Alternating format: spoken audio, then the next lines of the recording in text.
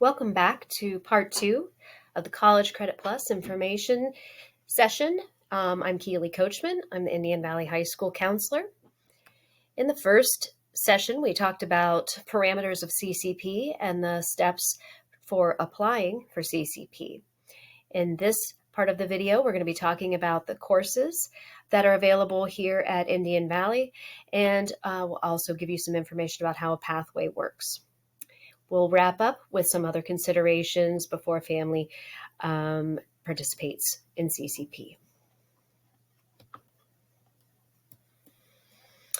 Classes that are available at Indian Valley next year are Composition 1 and Composition 2, American Literature, and then if you look over here on the right, Public Speaking.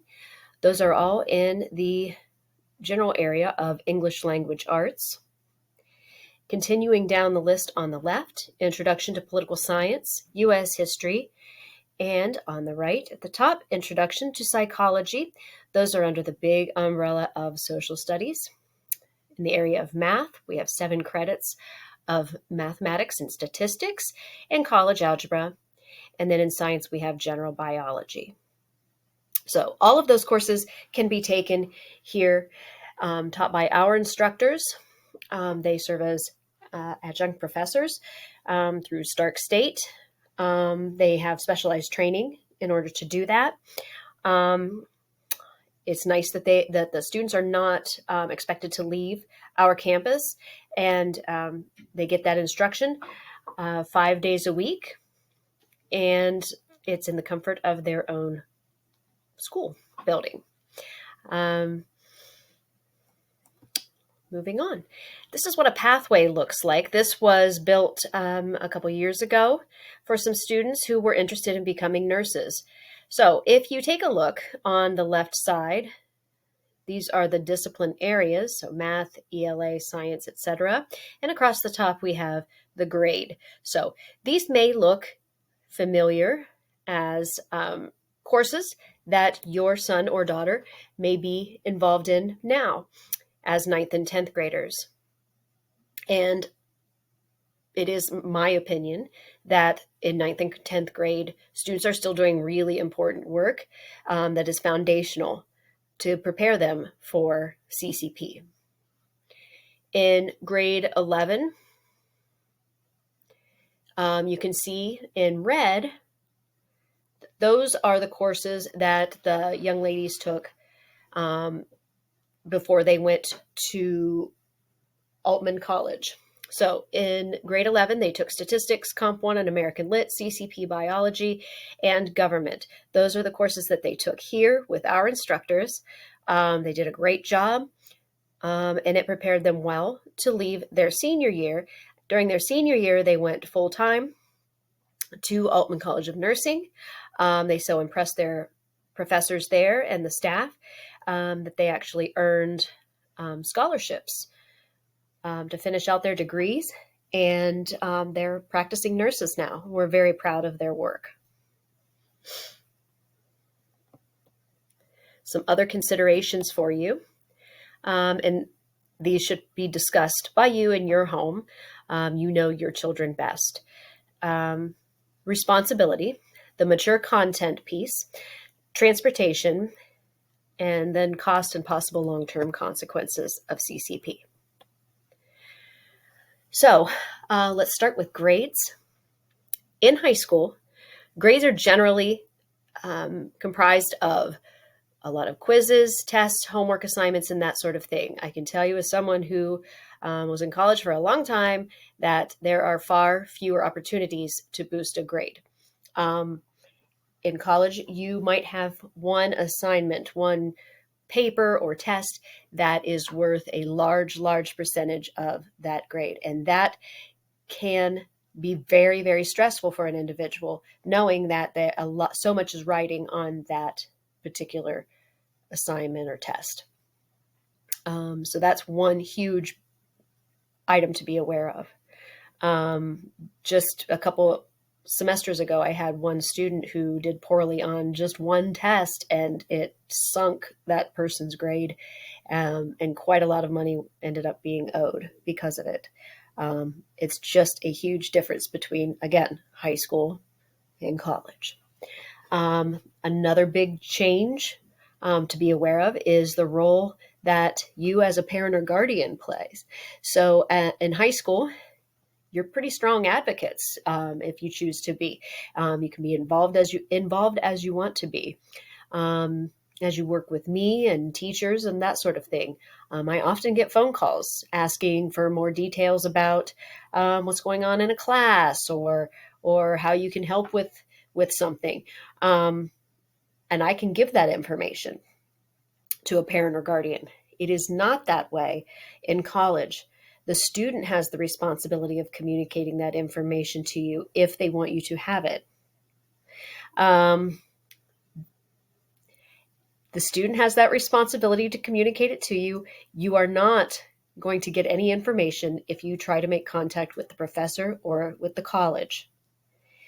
Basically, when you are signing that letter of intent, you are signing permission for your child to participate in college as an adult student for all intents and purposes. That college is going to treat your child as a college student, and college students are adults.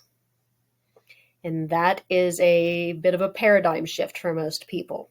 So there's a big thing to be aware of. I've had some parents who were very upset when they weren't able to take the same role that they're used to playing with their students' academic career. So that's definitely something to be aware of. Another big piece would be accommodations. Parents and students work very closely with our staff here in the area of accommodations. So if that's something that your child gets, there's a lot of assistance that can be given when we're working with that kind of thing. That is not something that you're able to do for your child when they go to college.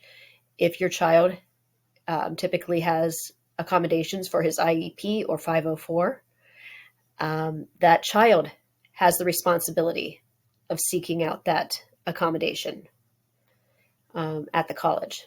That is not done by you. And so that's another big layer of responsibility that you need to prepare your son or daughter for.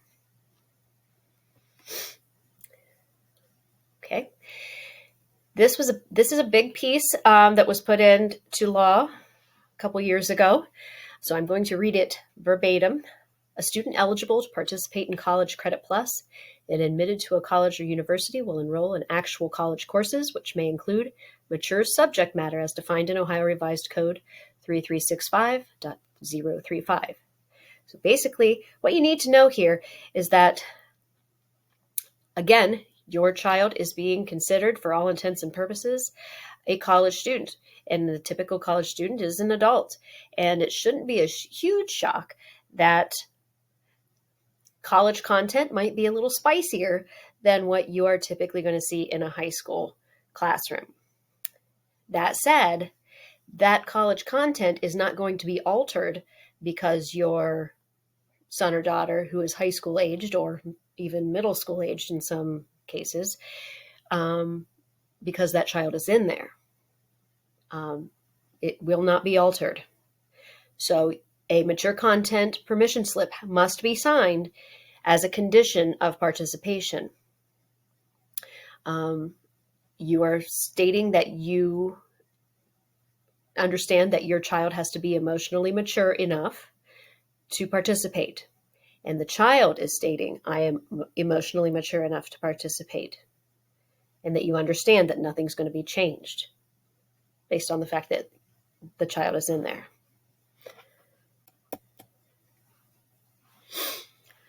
Okay, academic counseling and advising.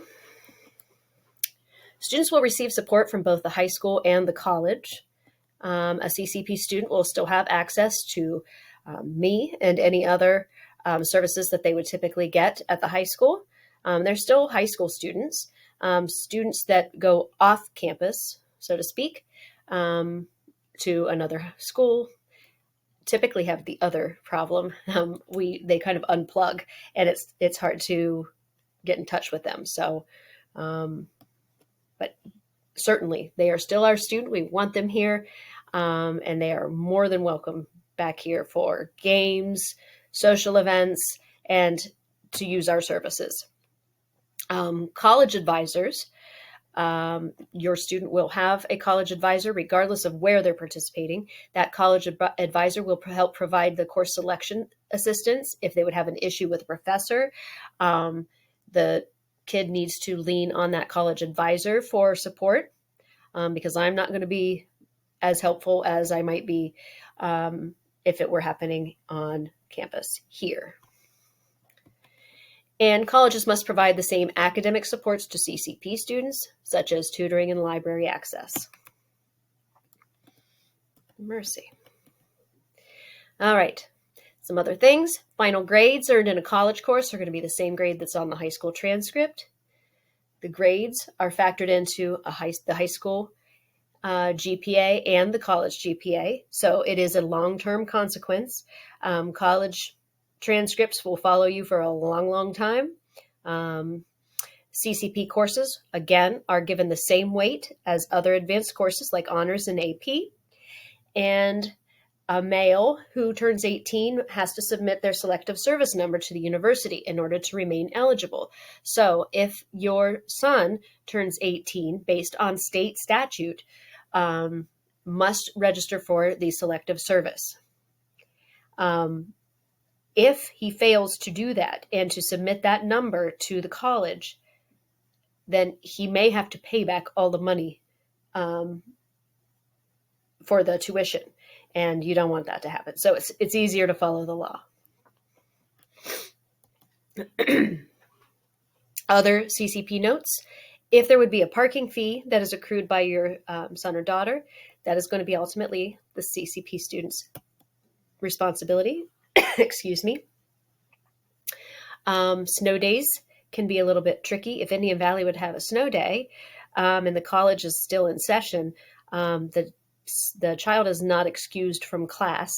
That would be a decision that needs to be made in your household about whether that child is going to go to school or not. But chances are that there's still an expectation that they're in that seat that day. And then breaks. If a child is participating with a university and a high school, or universities, because I've had people that are participating with a couple of universities plus us plus Buckeye, they're running several different schedules and all of them will apply to that child. It can be a little hectic. So that's something to definitely talk through and understand. Textbooks.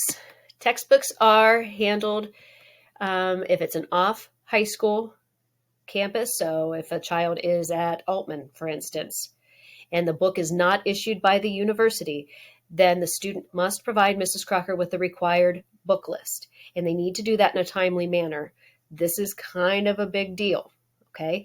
I have people who neglect to do this and then they're a little upset when their books don't magically appear. We are not handed any book list. So it is definitely up to the student who is given a book list, usually electronically.